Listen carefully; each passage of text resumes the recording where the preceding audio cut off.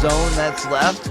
And Song Yu is the lone solo who's tucked far and away, out of sight and out of mind. And you mentioned, as far as for Seoul, you probably were hoping to see Goat find that lone player. It does look like potentially on the hunt for him here. Legacy actually maybe sending shots there off their direction, but this is where things could get interesting. If both teams end up sending towards the solo, you get kind of this weird mixed bag where no one's truly in the advantage. ARAM ends up going out though. Here we go now. Legacy going in with the EMP. Doesn't get it though. He does get 90 banged, I think, with that nade. The Q's come out.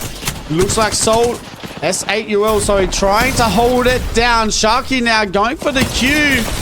Can he get one down? He can. It is a 2v2 situation, and S8UL take game number 1 here for match day 2.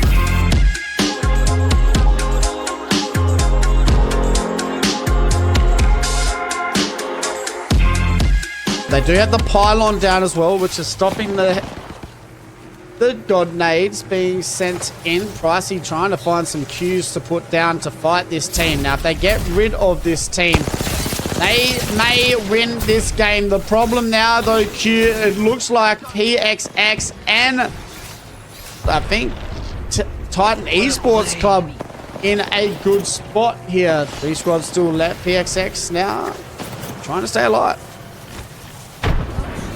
PXX know where RRQ are though. That's the problem, and they have the high ground. Titan Esports Club have somehow been able to get back onto their feet and has a full 3, and it seems like they do have the power position from here on out. They are overlooking PXX and have been able to take them out. RRQ is only down to Strafing Flame. It's a 3v1, and Titan Esports Club take home the dub here in game number 2.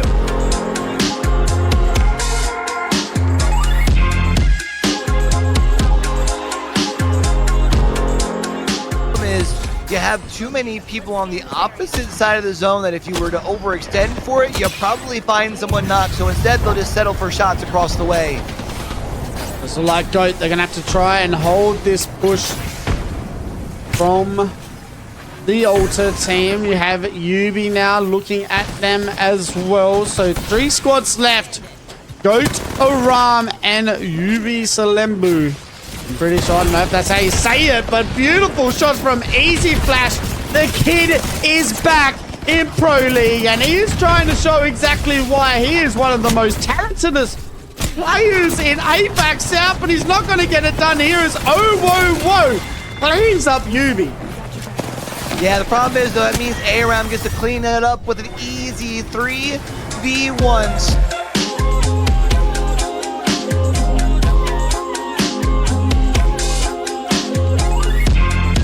Sandwich in the third party.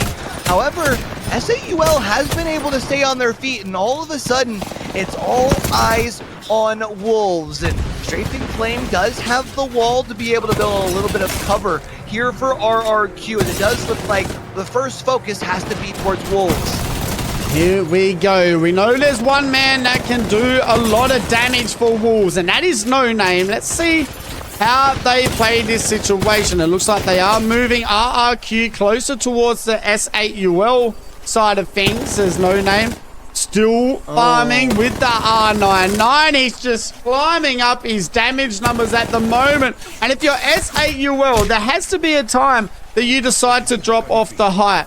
As we can see, RRQ down to a duo. It is now a duo v a duo for a lot of these teams. Jesco's last one standing, and Wolves Esports take game number 4.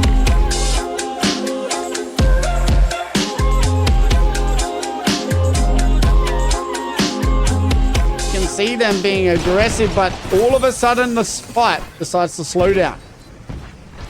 Slows down. I mean, there is room left in this zone, at least for another minute and 20 seconds. At that point, these final 6 players will be forced into one another. A big rock in between the 2 squads, as will be Titan Esports Club, who will look to ascend it and take a quick peek across. Using the time to reset here. They've got quite a bit of defense in their composition between both the Caustic and the Newcastle, and right now, Tasting Blood just trying to put those barrels down to be a nuisance. No kills on the board for Tasting Blood. Just a lot of damage. He swings the corner. Maybe not the play. The RE45, the car in the hand. And it looks like Titan Esports Clubs are going to get their second win for today.